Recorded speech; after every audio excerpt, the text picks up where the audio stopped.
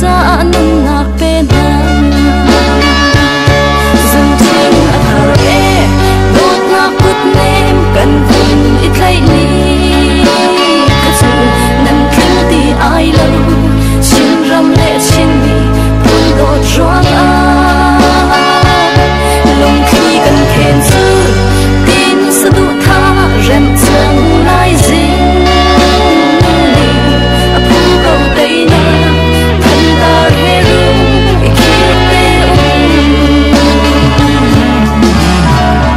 vai ran zot nam lo siang huai mai thal he chuk chau a in tor in chin mi phun cha a nan tum a fa zia hi pathian ngin piak cha mi chin ram cha a nai sai kam la nan ti du a chun nan tum phim vei chat in chung kho zin ni kho chan tha le sang la zum ting a thar e lot na kut nem kan vun it lai ni kha chu nan thil ti ai lo sin ram le sin phun do chuang a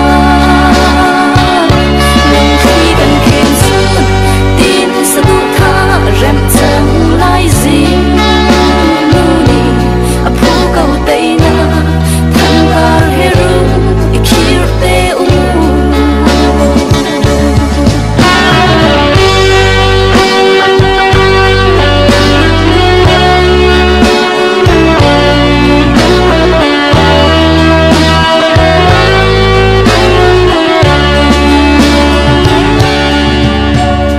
kan chung kha tang pa le fi ruk bor hoi chin mi phun do ruang i nun pe tu na kha hitin vong chin ulo